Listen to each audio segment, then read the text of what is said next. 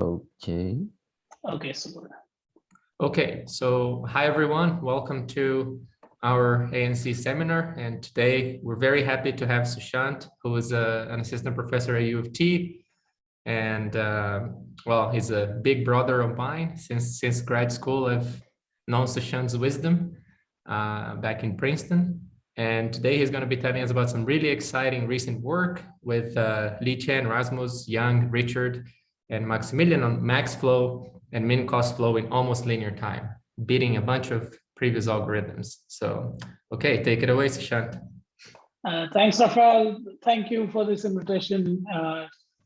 As I was telling lots of people, I'd love for this to have been in person, but online will do.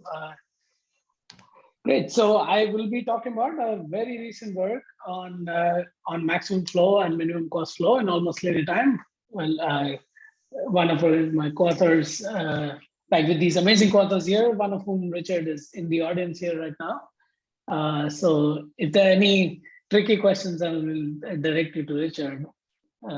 Just kidding. So, okay, so let's begin. Max flow is a problem that doesn't need a lot of introduction, right? It's a classic graph optimization problem that's been studied over 70 years. On the right that I showed to you is a picture that I pulled up from Scriver's survey on the history of maximum flow. He cites Harris and Ross studying formalizing the Soviet railway network and the capacities of the Soviet railway network as a flow problem back in 1955, right? So since then, it's been an intensely studied problem in algorithms, graph optimization. It's been lots of work on it, but it's how quickly can you do it? We always have a better and better answer, but still far from linear. So with that really brief introduction, let me just formalize the question. I would guess most of you have seen it, but just so that we're talking in the same notation. So a problem is specified by giving a directed graph on vertices V and edges E. So there are two special vertices, a source S and a sink T. And on every directed edge, I'm given a capacity, right? A capacity which is an upper bound on the amount of flow that's allowed to be sent on that edge, right? And we use some standard notation that the number of edges is m, the number of vertices is n. And to talk about the complexity of our algorithms, we can assume without loss of generality that all the capacities are integral and specified with integers between 0 and u.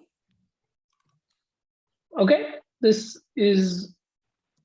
a fairly standard formulation for maximum flow. So what is the question now? The question is, with these two special vertices, source and sink, you want to route the maximum amount of flow from the source S to the sink T while respecting all your capacities. So what does that mean? There's a combinatorial perspective that thinks of flows as a collection of paths, but we will take a perspective that just thinks of flow as a real vector on the edges. So to every edge, you assign a flow value, Fe, and these flow values should satisfy some constraints. What are these constraints? These constraints are two constraints. One is demand constraints on the vertices, which says that at every vertex, that's neither the source nor the sink, my incoming flow is going to be the same as the outgoing flow, right? So at any vertex that's not the source of the sink, let's say this vertex in red that's being pointed to here with this black arrow, you have incoming flow is the same as outgoing flow. This is called flow conservation, right? The second constraint we want to satisfy is the capacity constraint. That says that the flow on an edge E is in the direction of the edge, non-negative in the direction of the edge, and it's upper bounded by the capacity. right? So that can be represented as a single constraint that the flow FE is between 0 and UE, where UE is the capacity on your edge, right? And what is our goal? Our goal is to maximize the total amount of flow. The total amount of flow can be captured as the sum of the flow on the edges leaving S, right? All of us are familiar with this formulation. I should say at any point in time, if you have a question, please feel free to stop me. We are comfortable with time, and I'd prefer that all of us are following along. So please stop me, raise a hand, or just unmute yourself and ask a question. Okay, so this is a classic formulation of max flow. You can give an equivalent formulation via a simple scaling argument that's slightly different. So let me now ask that route 1 unit of flow from the source to the sink, okay, a single unit of flow, while minimizing the congestion, okay? So what is congestion? On the edge E, the congestion is flow FE by the capacity, which is UE. So FE by UE is your congestion. So just by scaling the max flow problem, we can just modify the problem as follows: route 1 unit from the source to the sink with minimum congestion. This yields itself to a very natural linear programming formulation as follows. So I want to minimize congestion. That's the objective. So minimum over all flows, the congestion is FE over UE. Infinity norm. Infinity norm is just the max over all your edges, right? And while we require the flow to satisfy two constraints, demand constraints on the vertices. So at every vertex, you have a constraint on the inflow and the outflow. So recall, if you're not the source nor the sink, inflow and outflow are equal. So the net demand is 0. So that's a constraint for non-source nor sink. But if you are the source or the sink, you know that at the source, the net flow is 1. We are sending 1 unit of flow. And at the sink, the net flow is -1. Right? So we have a demand constraint now on every single vertex to send 1 unit of flow. Okay, and finally, we want capacity constraints that the flow FE is bounded between 0 and UE. And this says that our edges are directed. And within these directed edges, you must be constrained by the capacities. Are we all happy with this formulation? If we have a question, happy to explain something again.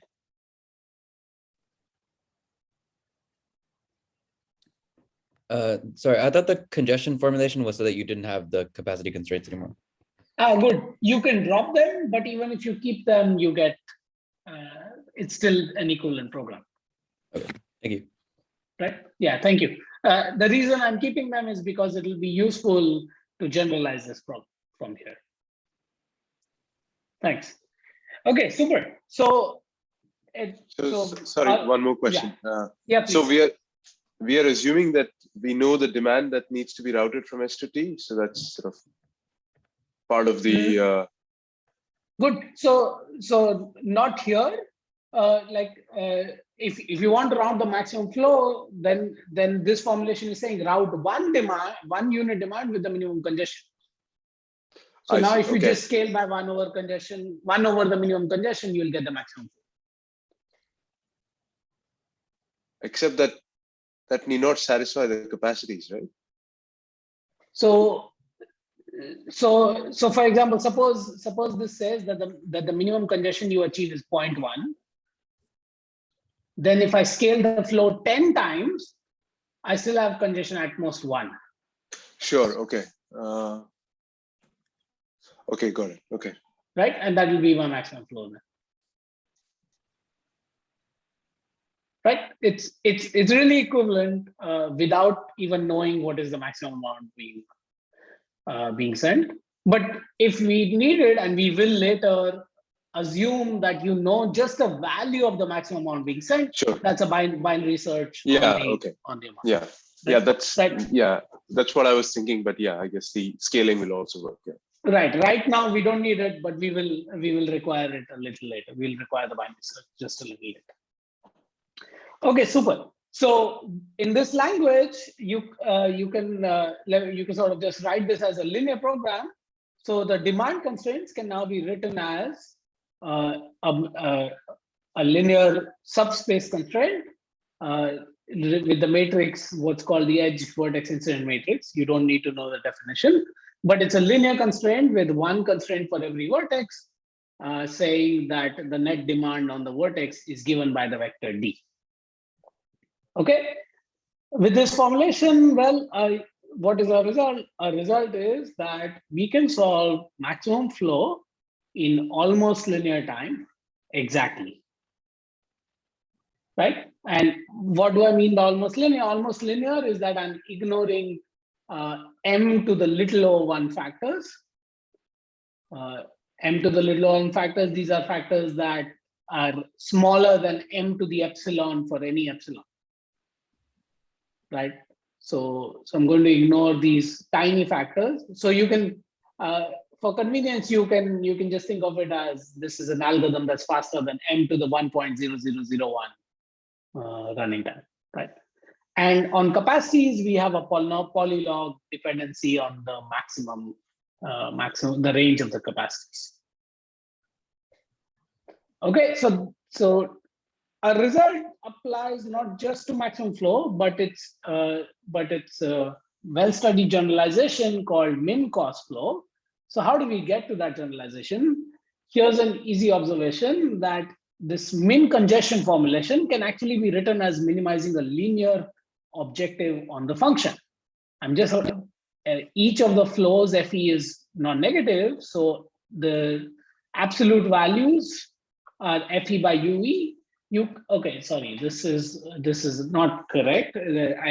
This should be a max over E, not a sum. So sorry about that. But you can generalize.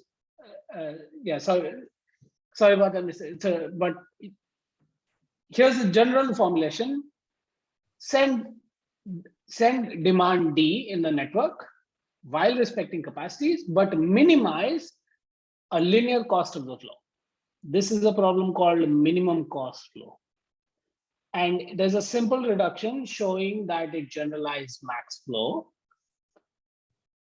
The reduction just adds one edge from the source to the sink, sort of completing it into a circulation, and you can maximize the flow going on this S to T edge. Okay, we can actually show that you can solve min cost flow in almost linear time, and essentially the same running time. Okay, let me spend just a few more seconds working with the min cost flow program because this is the formulation we'll be working with. So okay, so let me say that again. You're looking for a flow F that satisfies demand constraints given by the vector D on each vertex, that satisfies capacity constraints on each edge. The edges are directed, so the flow on edge E must lie between 0 and UE. And among all these feasible flows, you're looking for a flow that minimizes a linear cost, sum over E, CE, FE. CE is the cost on edge E, right? So it's a linear cost over the flow, and you're looking to find a feasible flow with minimum possible cost.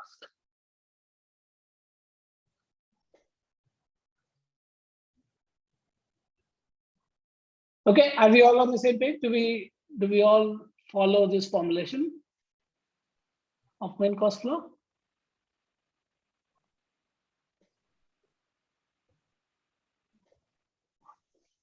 Right, and this is again a linear program. Super. So there are a lot of reductions that follow from max flow and min cost flow, and these almost linear time algorithms immediately imply almost linear time algorithms for lots of problems that have been studied: bipartite matching, worker assignment, optimal transport. You want variance of the flow problem with capacities on vertices, costs on vertices, studying undirected vertex connectivity, negative edge shortest paths. Lots of problems now immediately get almost linear time algorithms. But it turns out we actually can do more. I will just state that result for completeness. We can actually work with general convex costs. So as we formulated min cost flow as a linear program, amongst feasible flows, you were minimizing a linear cost of the flows. But we can also give an almost linear time algorithm for minimizing convex costs as long as the cost is separable over the edges. So what does the cost look like? You have a sum over edges E, cost of the edge E times FE, right? So FE, every flow value FE corresponds to a convex cost E, and you sum this over all your edges. That's the cost of a flow. This clearly generalizes min cost flow, right? I can take cost EFE as just the linear cost CEFE. But we can actually show that we can solve general convex flows in almost linear time. We need a small technical condition that these convex functions can be represented using computationally efficient self-concordant functions, but let me ignore that and not explain it. The reason I'm mentioning it is because this convex flows actually captures many other interesting problems that are not captured by min cost flow. For example, you can minimize other norms of flows, p-norm flows. Entropic-regularized optimal transport is also a very well-studied problem. It's sort of all the rage in machine learning, trying to measure distances between distributions. Matrix scaling can be formulated as a convex flow problem, isotonic regression, and many others, right? All of these also fall under the same framework, and we achieve almost linear time algorithms for all of these problems. Okay, so with that, let's start talking about the algorithms. And I would be remiss if I did not mention that there has been an incredible amount of work on these problems. Okay, there's a question from Renato. How did we go from max congestion cost over edges to the sum of cost over edges again? Thanks, Renato. So I didn't cover the reduction. Let me give you the reduction from max flow to min cost flow. So suppose I have a network S to T, you want to send maximum amount of flow from S to T. The reduction is add an edge in the reverse direction going from the sink to the source, from T to S. So now what you want to do, I'm going to route the flow back to the source. So now you're looking for a circulation. Every vertex has net demand of 0. And I want to maximize the flow being sent on the single edge from the sink to the source. This is still the max flow problem, right? But now this cost can be written as a sum of linear terms over all the edges, where all the other edges contribute 0 and the edge from the sink to the source contributes -1. So that now becomes a sum, a linear cost over the flows and as a sum over the edges. Okay, thanks. Any more questions? Happy to take them before we dive in.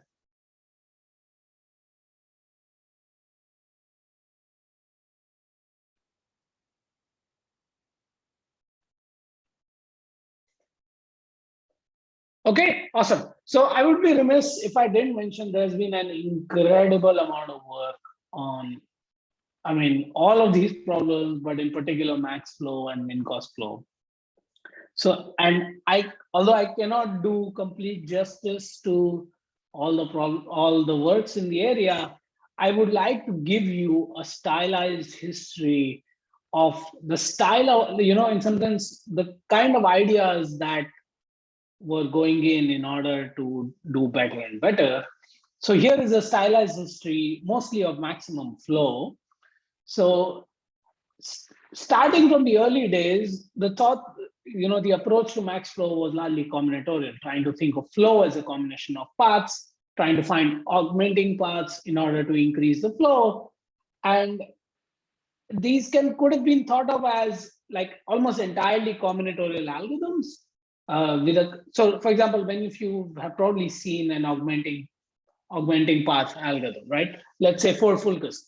For Fulkerson has an outer loop, which says that every iteration find an augmenting path and add it to the flow, right? And there is an inner loop. The inner loop is how do you find an augmenting path,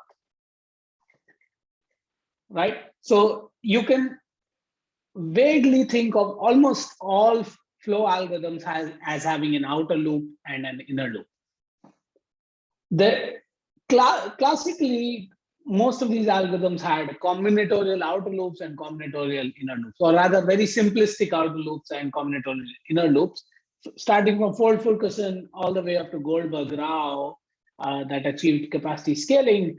They were working with notions of augmenting paths, blocking flows, capacity scaling, and this got us down to roughly m to the 3/2 running time. There's also a slightly trade-off term depending on the edge density, but for simplicity, let's think of them as m to the 3/2. After Goldberg-Rao, for a long time, there was very little progress on the running time for maximum flow.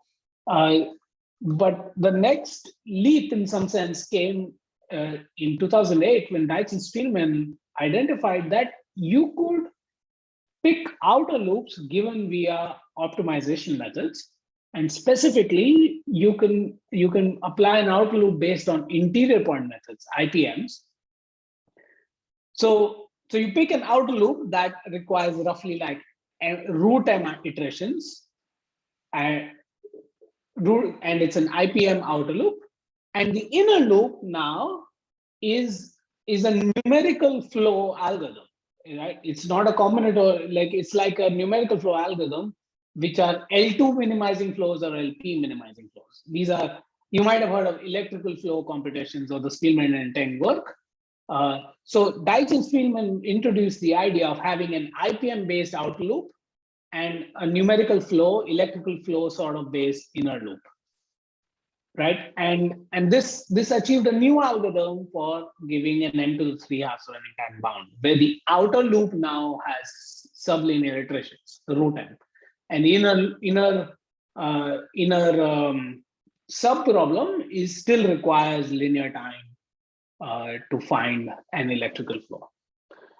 From here on, almost all the progress on max flow, min cross flow actually utilize this idea of combining interior point methods with various, with other really these numerical flow algorithms.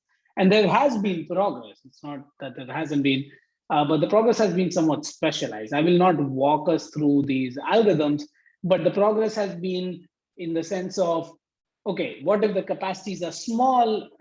Madhuri and Kathuria-Sitford, they actually said if the capacities are small, you can specialize the interior point method to get better outer loop iterations, and your inner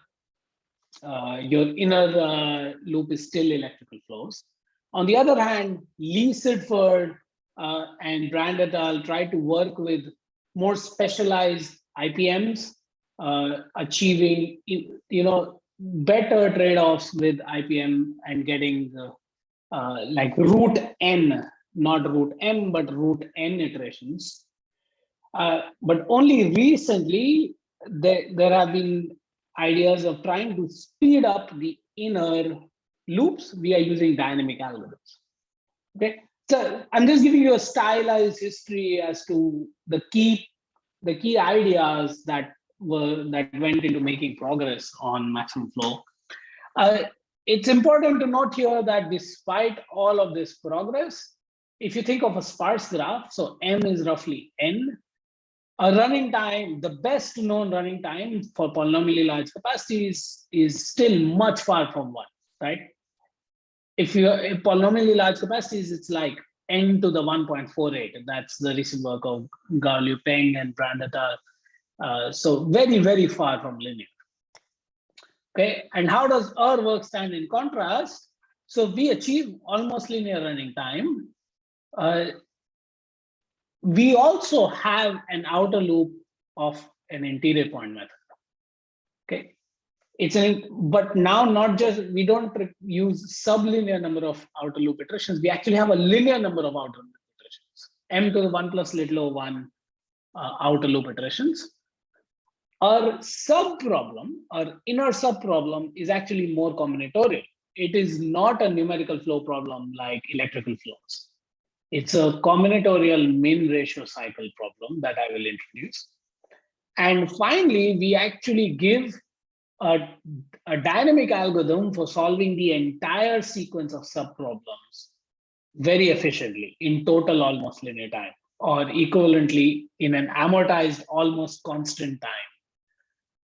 Right? So this sort of stands in contrast to many of the previous works that had, root n outer iterations, but an expensive inner iteration. We have expensive outer iterations, almost linear number of outer iterations, but each sub-problem we can solve in a small amount of amortized time.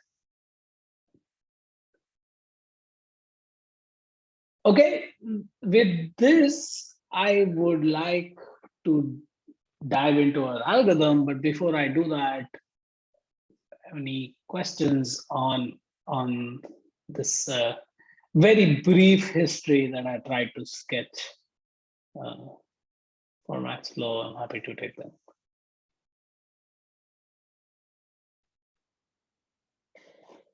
Okay, super. So what's my plan for the rest of the talk? I'm going to first go into some details about our outer IPM, right? And then trying to isolate the combinatorial problem we work with and try to highlight a few essential ideas that allow us to solve these combinatorial problems efficiently.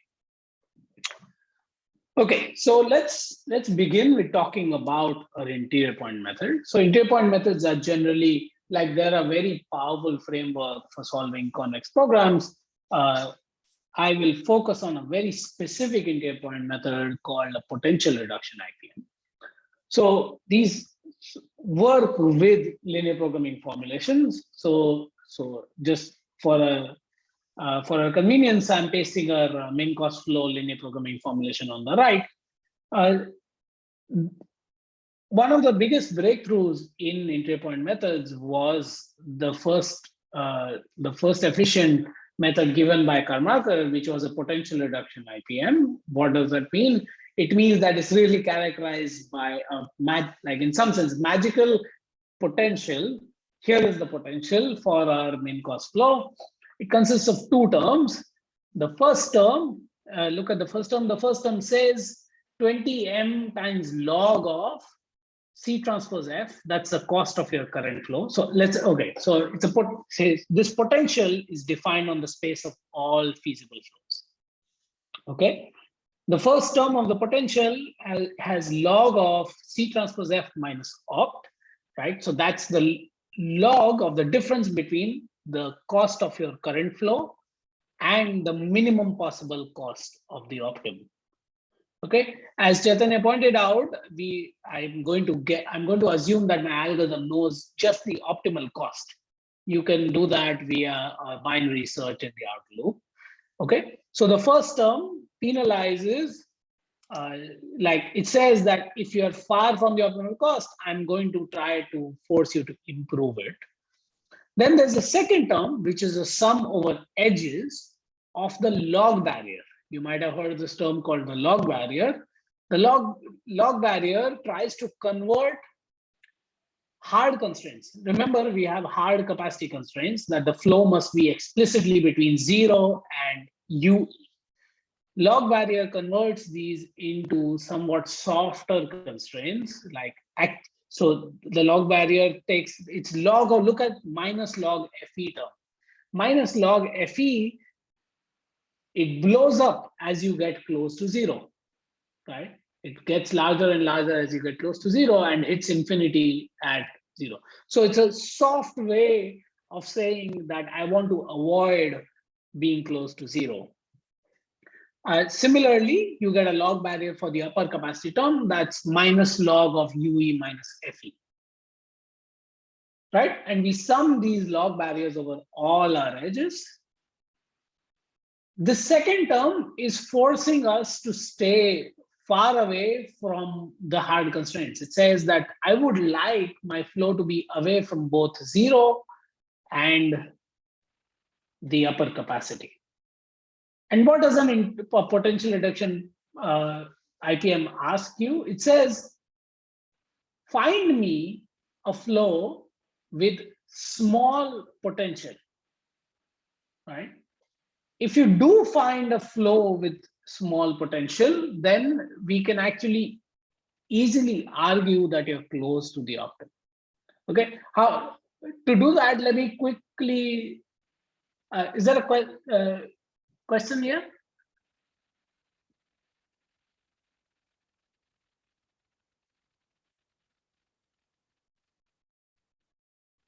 Are we all comfortable with the potential being defined here? Happy to please ask a question if I can clarify something here.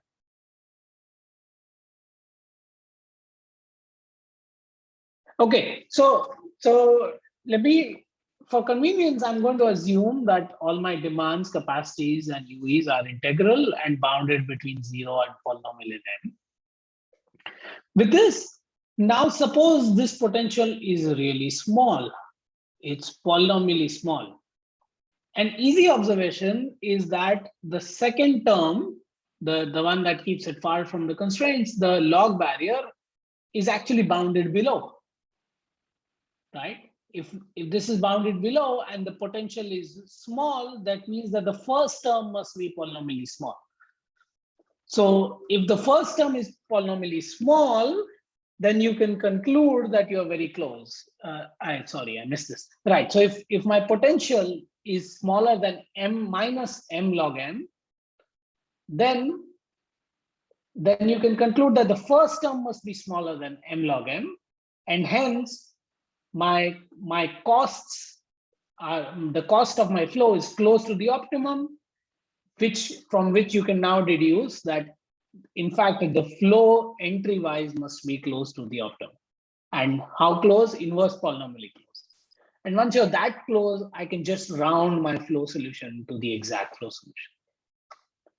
Okay, I think it's a good point for me to pause to take a few questions. This one here, Jeffrey is asking, what's the role of the magic constant 20? So Jeff, actually, like 2 should also work, but just like in order to absorb a lot of approximations that we'll be doing, I'm just scaling it up by 10.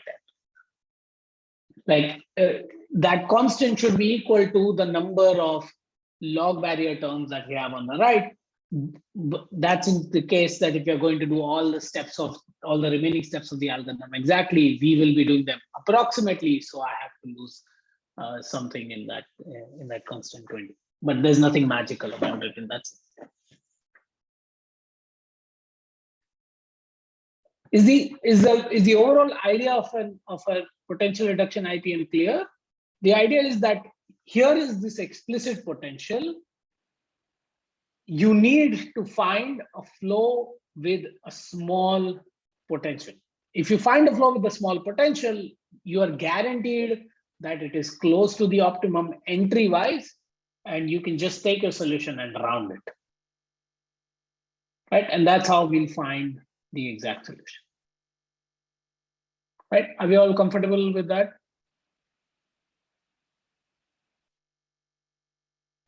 Okay, super. So I'm just writing our potential here again, and our goal is to find a flow with potential value minus M log N. It's easy to find a starting solution that has potential positive M log M, and we want to reduce it down to negative M log M. Okay, and what's the classic idea for doing this? The idea is, well, I'm going to apply Taylor expansion, leave the first term sort of as it is, and we'll Taylor expand a second term. So to do that, I'm just going to pick a second degree Taylor expansion. So I need a gradient. Let's say the gradient is G, and I need the Hessian of these terms. So the Hessian of these terms is, firstly, note that it's diagonal, right? Hessian with respect to Fe for the second terms is diagonal. And I can roughly write the diagonal entry for E as L square, where I'll define the lengths to be 1 over Fe and 1 over UE minus Fe. To see that it's approximately the Hessian, just compute the Hessian of the log Fe term. The Hessian is 1 over Fe squared, right? Similarly, the Hessian of the log UE minus Fe term is 1 over UE minus Fe squared, right? Up to a small approximation factor, I'm just saying I'm going to approximate these via the square of these lengths that I will define, which is 1 over Fe plus 1 over UE minus Fe, right? With these gradient and a Hessian approximation, you can now write that locally, I'm at a current flow F. Locally, I can write a Taylor expansion for the potential, which says phi of F plus delta. So if I was to move from the current flow F to F plus delta, my potential would change via the current term, which is phi F, plus a linear term given by the gradient inner product with delta, and a quadratic term, which is roughly the inner product with the it's the linear form with the Hessian and the step delta, right? And this holds inside a small ball close to the current point F. Okay, this is, so far, this is all the classic IPM of Karmarkar. And Karmarkar said, okay, now you need to find a delta locally, so a small delta that will minimize this upper bound, this second degree upper bound that we've written. And that means I'm going to solve the following problem. I want to find a delta, which is a circulation that minimizes the linear term, gradient term, divided by the L2 norm of L delta. And this sub-problem becomes an electrical flow problem or an L2 minimization problem. Or some of you might be familiar with the language of that this is equivalent to taking a Newton step on phi, right?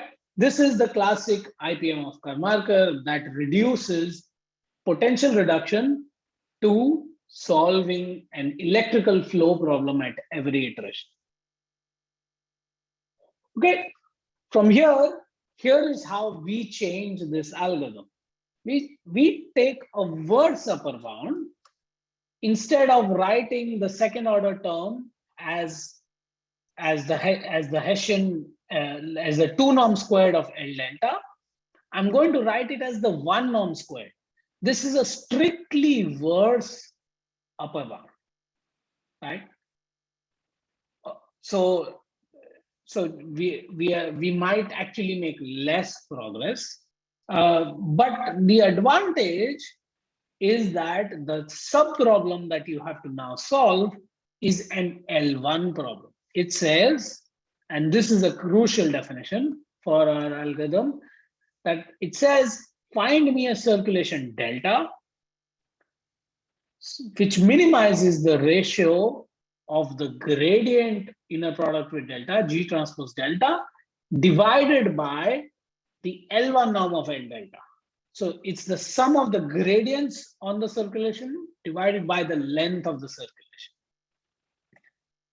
We call this problem min ratio cycle.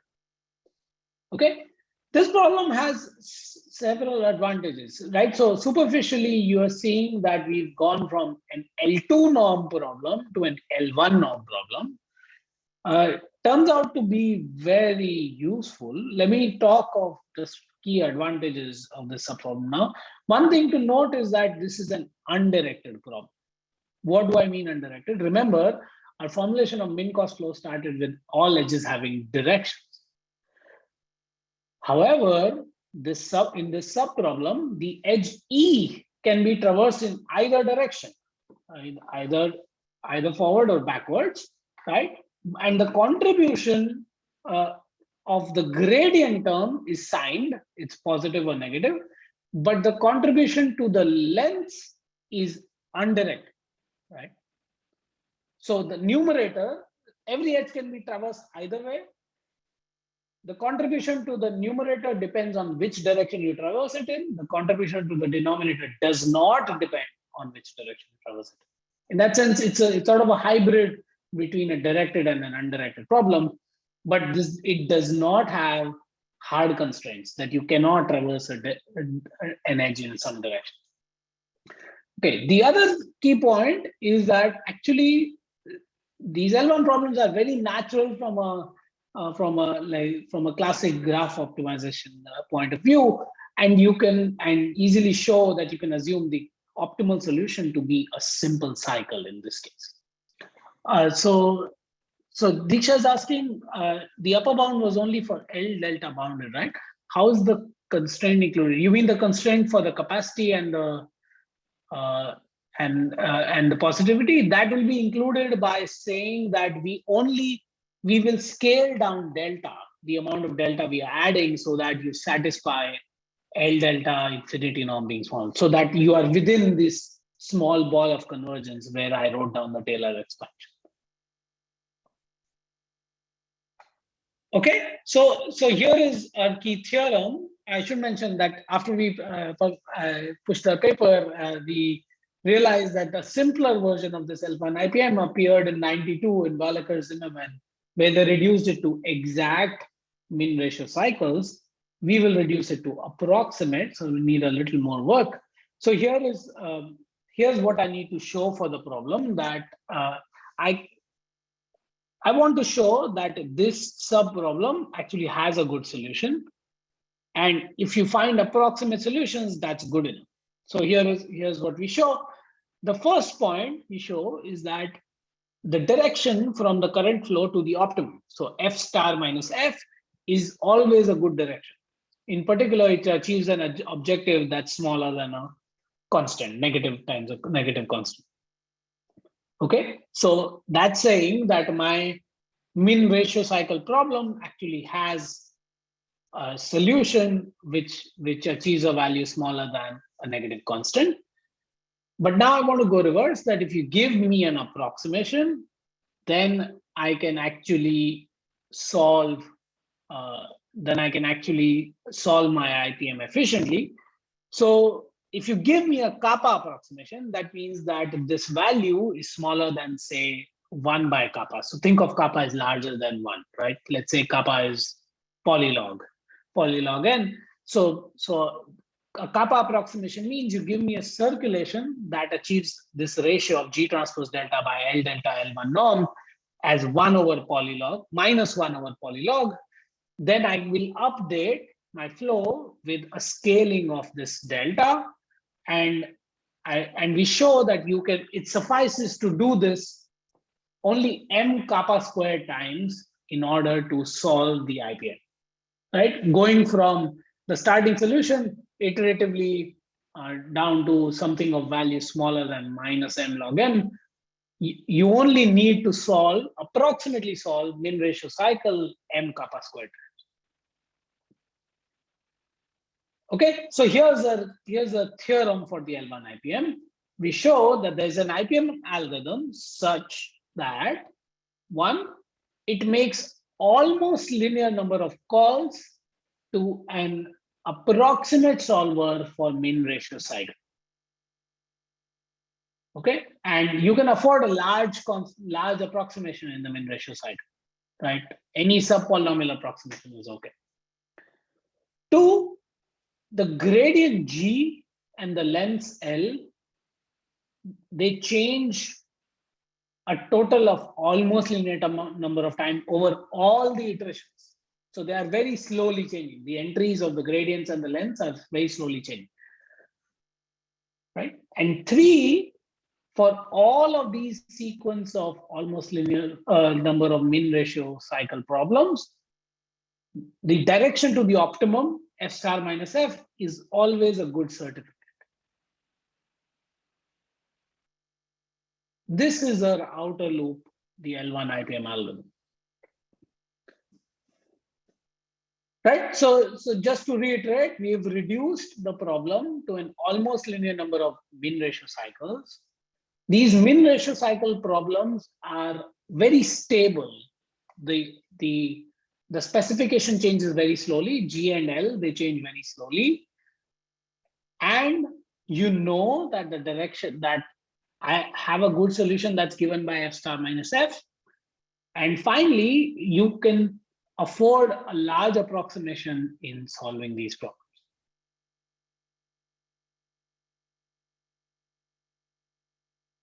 Okay.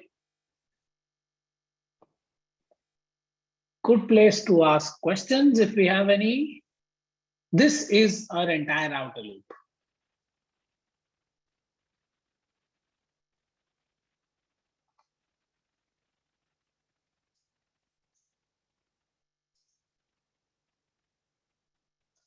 Okay, so I see your question.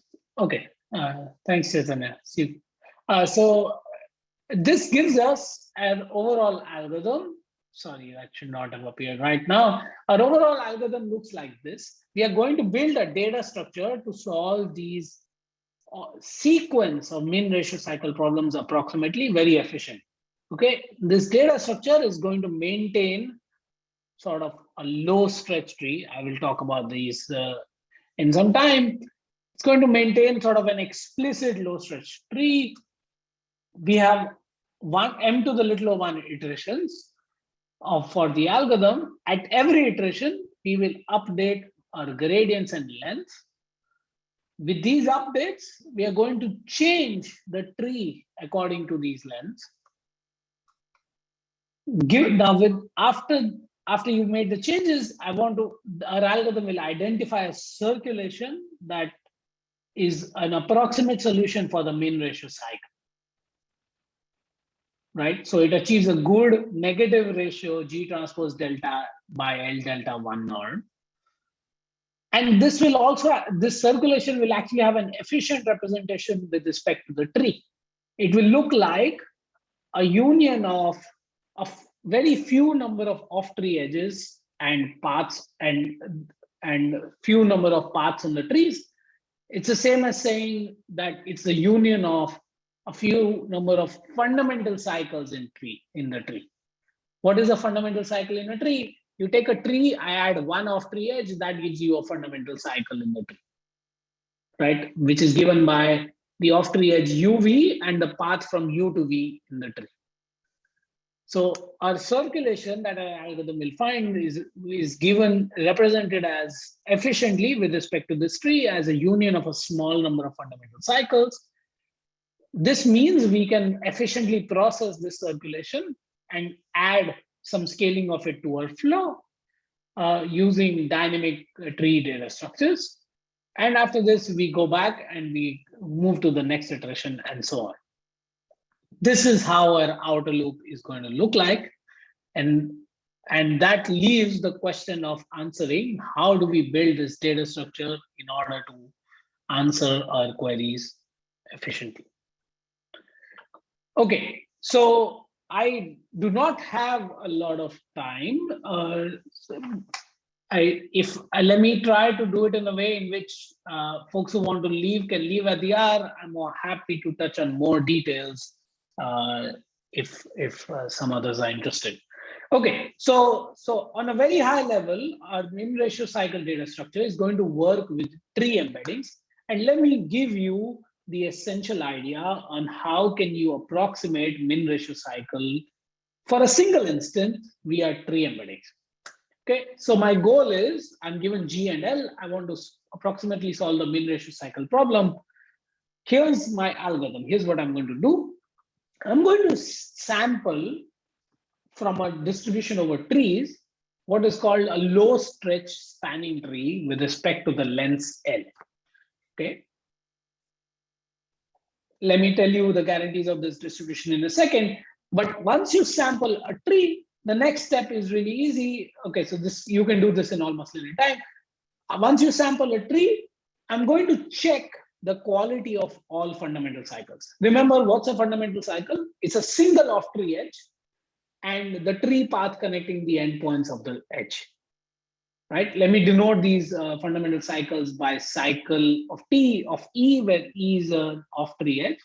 And this can also be done all in almost linear time. Right? So this algorithm is almost linear time. Sample a tree, check all fundamental cycles, and output the best one. Okay, now I need to show you that actually the best fundamental cycle is actually a good approximation. Okay, how do we do that? So for that, first I need to tell you what is the guarantee of these random tree embeddings for these tree distributions. Well, these tree embeddings guarantee that if I take an off-tree edge E, then the length of the fundamental cycle of this off-tree edge measured by L is at most a polylog times larger than the length of this edge. This is in expectation over all your trees, right? Over the distribution over trees. If I have this guarantee, then in fact, I can claim that if delta star is my optimal cycle, then by applying Markov on my expectation guarantee, I know that with probability half, the length of the fundamental cycles of the entire delta star, if we sum them up, you don't stretch them by more than a polylog factor. Right? A simple Markov inequality and summing up over the sum of the lengths of the cycle. So delta star does not get stretched too much if you look at all the fundamental cycles with respect to this. But so this is about the length. What about the gradients? That observation is in fact even simpler. It says that the total gradients over all cycles, if I take the gradients over, so let me show it this via an example. So let's say this is delta star on the left figure consisting of the blue, purple, and the green edge. The blue edge corresponds to the fundamental cycle that's shown in the second tree with the three blue edges going around in a cycle, right? And the purple one corresponds to this 5 purple edges in figure 3. The green one corresponds to, again, 4 green edges in figure. The key observation is that actually every edge is traversed an even number of times here. So in fact, the sum of the gradients amongst all of these edges, if you sum up over all the fundamental cycles, then you only get the gradient terms from the starting delta star. All the other 3 edges cancel out exactly.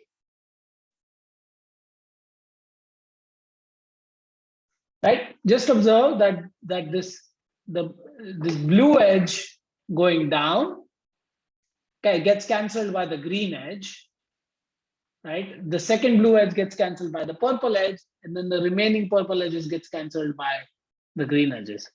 It's pretty easy to verify that all of these fundamental cycles, if you sum them up, the tree paths cancel exactly, and you only get back the circulation delta star.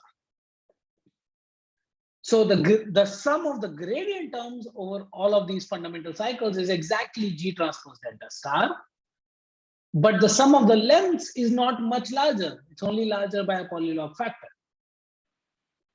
So by a simple averaging argument, at least one of these cycles must achieve a polylog approximation.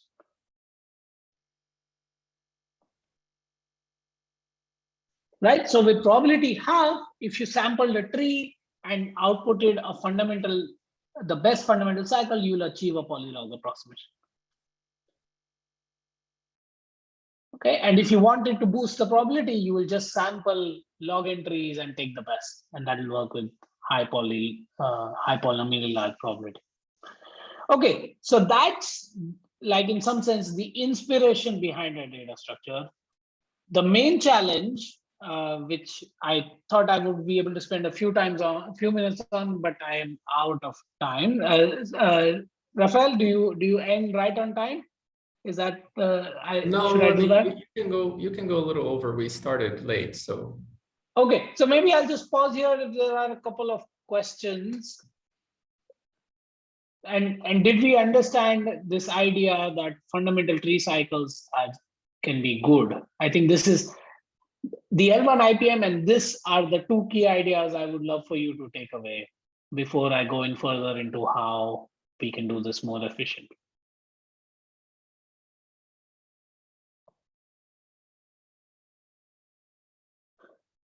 Okay, super. So this gives you how can you solve a single problem efficiently using tree embeddings, but this takes linear time, right?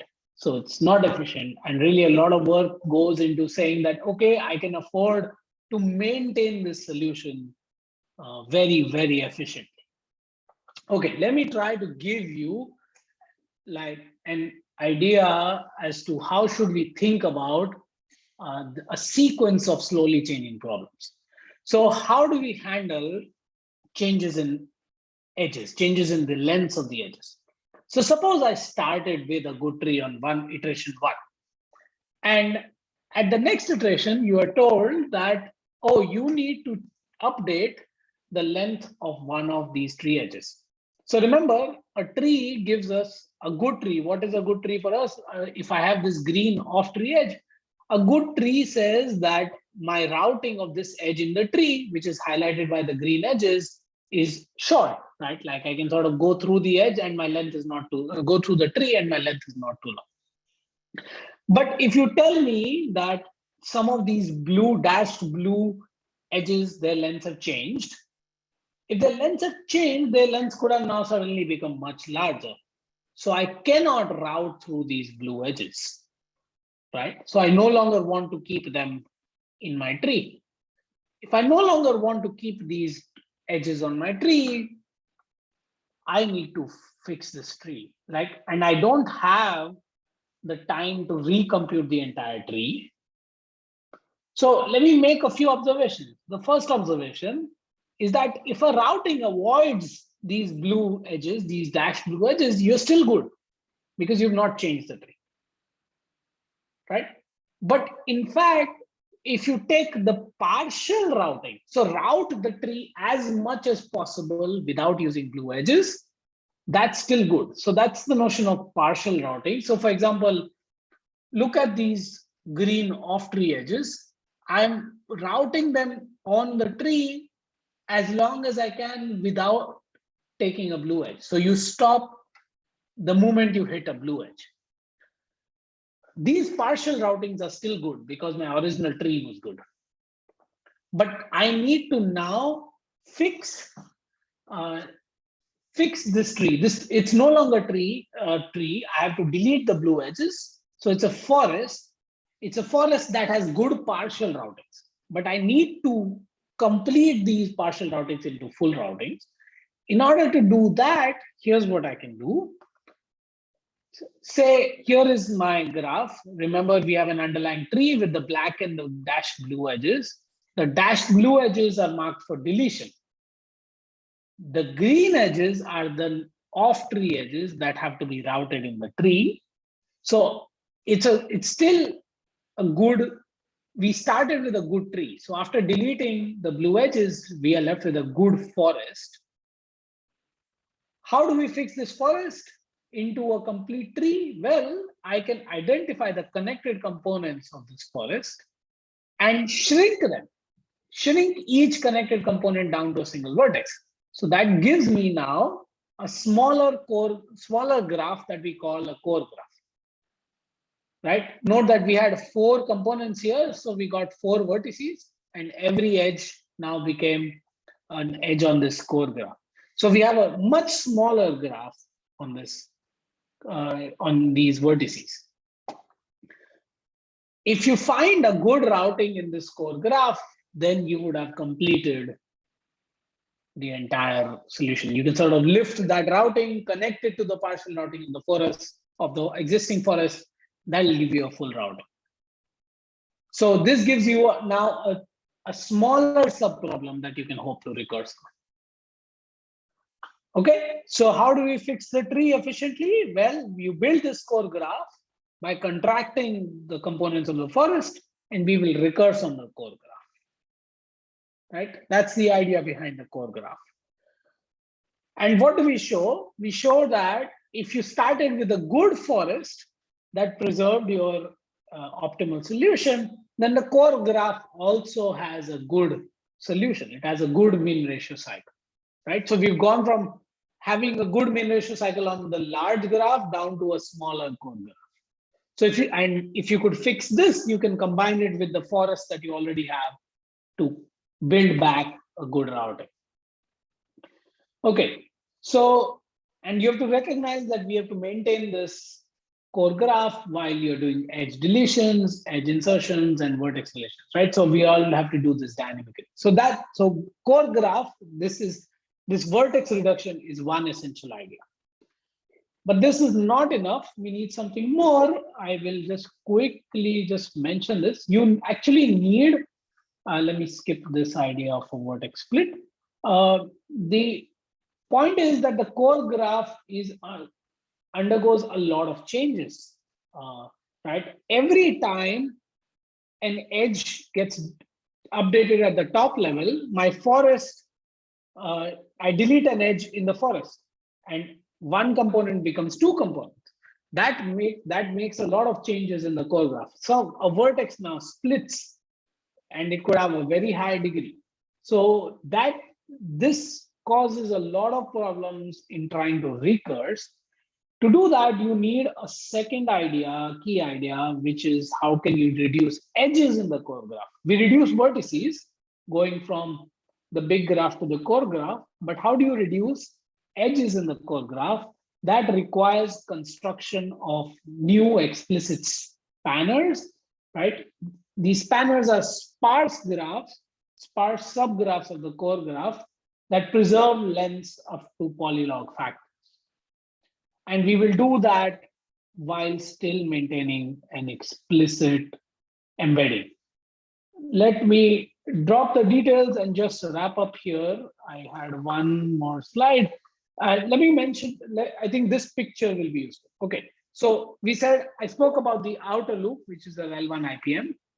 And then we have a data structure that maintains good solutions to the mean ratio cycle. Here's how the overall data structure looks like. I'm going to try to show it to you pictorially. So you have the original graph at the top. We'll call it level 0. Here, we will, as we said, remember, we need to sample good trees in order to find good embeddings. We will sample log n random low stretch trees. In some sense, these are low stretch forests that will allow us to get down to these smaller core graphs. I sample a tree, I contract the components, I get the first core graph G by F1. And so on, since I'm sampling many trees, each of them gives me a different core graph. These core graphs are smaller graphs. They have fewer vertices, but the same number of edges. So I then need to sparsify each of these components via a spanner. Now, once you sparsify, that gives me graphs at the next level. And I hope I can now go down and recurse this. This is how the entire data structure looks like. So at level I, you have log n to the I graphs. Each graph is much smaller, m over k to the I. Just k. Think of k as m to the 0.01. It's like a reduction factor, how the graphs are getting smaller. So at every level, the graphs are getting geometrically smaller. And the key idea is that this data structure preserves expected stretch of a fixed edge over the entire recursive data structure. That's one. The second one is that you can actually maintain this data structure in a small amount of amortized time per update. So there's a big data structure, but you can maintain it efficiently. And all you need to do is we are maintaining these small, m to the little of 1 trees. We guarantee that one of them is good. And so what do you need to do? You need to just search amongst these trees. There are two kinds of cycles you can get. One of these is the fundamental cycles that we were talking about in the tree.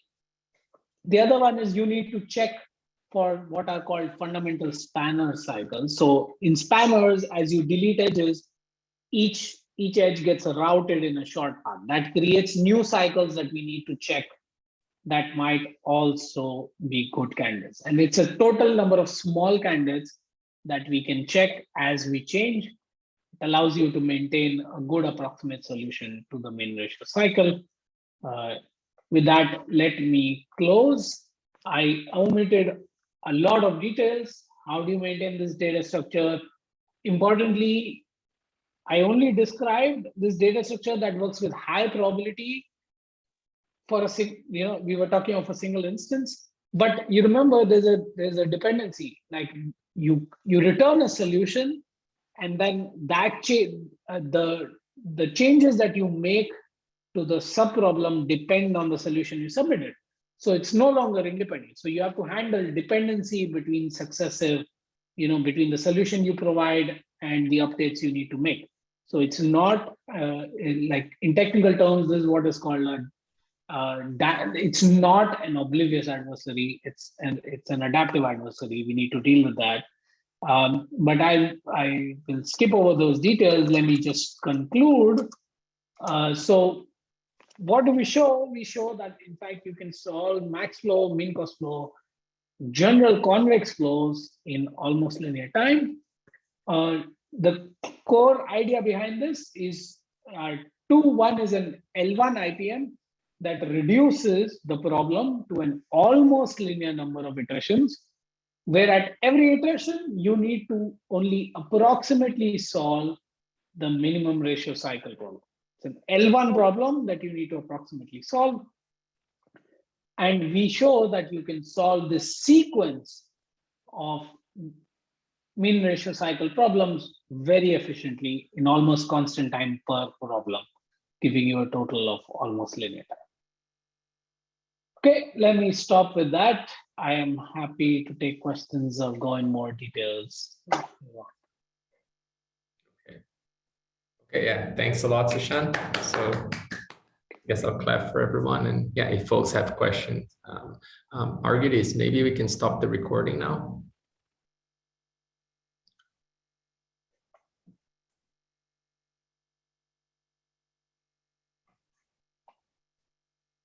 Yeah, happy to take questions.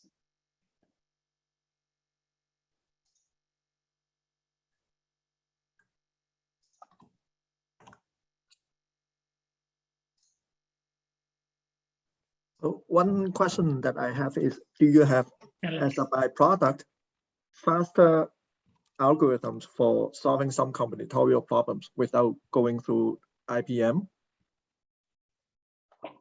Oh, without going through IPM. As in, good. So our current framework entirely goes through IPMs. Even for you have these ideas of doing mean ratio cycles faster. Right. So can they be used directly to solve some combinatorial problems? Not that we know of directly. Yeah. Richard, yeah. Yeah, there was that. Wasn't there? I thought there was that stuff with the p-norm. Like the p-norm was MWU.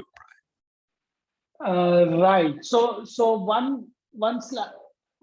Oh, you mean? But they're mostly about dynamic problems, right? I guess. No, I mean the p-norm is still static, right? So like basically there's this whole thing which is like you can use like a data structure to speed up an iterative, like an iterative numerical algorithm can be sped up with a data structure, kind of. But I don't think that's a question that I thought Lapti is asking. The outer problem is combinatorial. Can you just use the combinatorial ideas from this paper, bypass the IPM, and make progress on a combinatorial problem? Yeah, no, I mean the data structure works for things that's beyond IPM, I think. Oh, I mean, like the data structure is pretty. Yeah, go ahead. I thought the data structure is pretty general.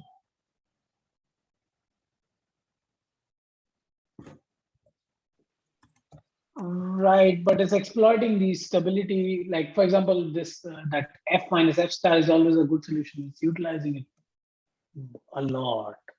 I mean, it's general, but I don't know of a, let's say, a theorem that, oh, for example, so I don't know if there's a parallel and independent work just on negative weights shortest paths by Bernstein, Wolf-Nielsen, and Danupan, Nanukar.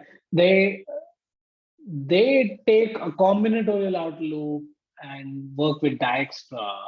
Like we don't, like, the problem is combinatorial and the inner ideas are also combinatorial. I don't know of our applications that bypass the RPM.